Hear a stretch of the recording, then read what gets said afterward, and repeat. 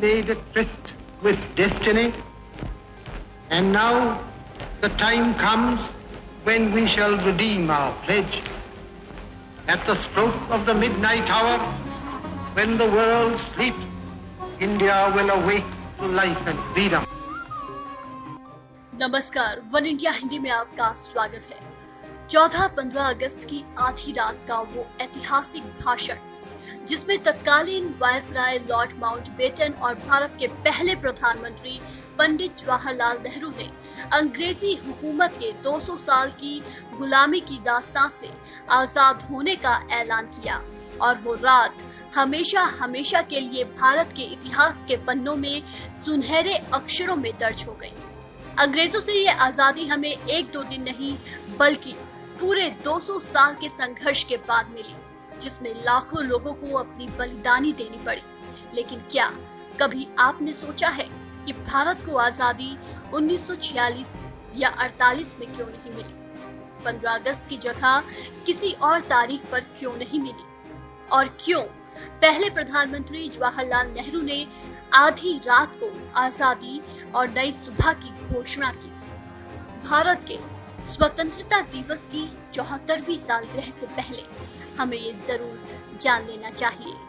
शुरुआती योजना के अनुसार भारत को जून 1948 में आजादी मिलने का प्रावधान था।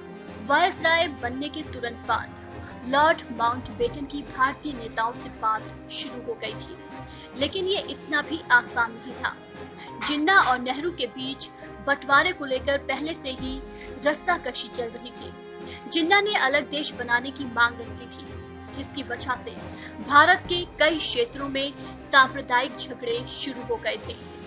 माउंटबेटन ने इसकी अपेक्षा नहीं की थी, और इससे पहले कि हालात और बिगड़ते, आजादी 1948 की जगह 1947 में ही देने की बात तय हो गई। लॉर्ड माउंटबेटन 15 अगस्त की तारीख को शुभ मानते थे, क्योंकि द्वितीय विश्व युद्ध के समय 15 अगस्त 1945 को जापानी आर्मी ने आत्मसमर्पण किया था, और उस समय लॉर्ड माउंटबेटन अलाइड फोर्सेस के कमांडर थे।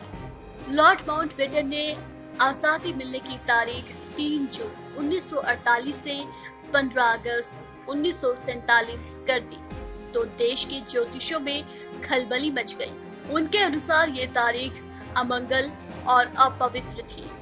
लॉर्ड माउंटबेटन को दूसरी तारीखें भी सुझाई गई थी, लेकिन वो 15 अगस्त को ही लेकर अधिक थे। खैर, इसके बाद ज्योतिषियों ने एक उपाय निकाला।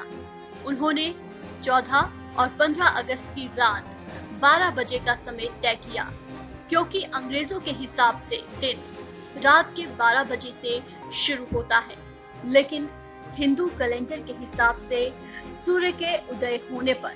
सिर्फ यही नहीं, उन्होंने नेहरू जी को ये भी कहा था कि उन्हें अपनी आजादी की स्पीच अभिजीत मुहूर्त में रात 11:51 से 12:39 के बीच ही देनी होगी।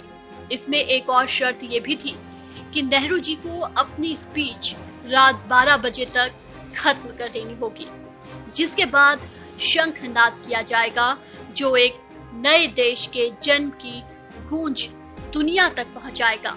और इस तरह 14-15 अगस्त की आधी रात को भारत ने हजारों साल से चली आ रही गुलामी की जंजीर से मुक्त होकर आजादी की हवा में पहली बार सांस ली। इस खबर में फिलहाल इतना ही। तमाम अपडेट्स के लिए बने रहिए वन इंडिया के साथ।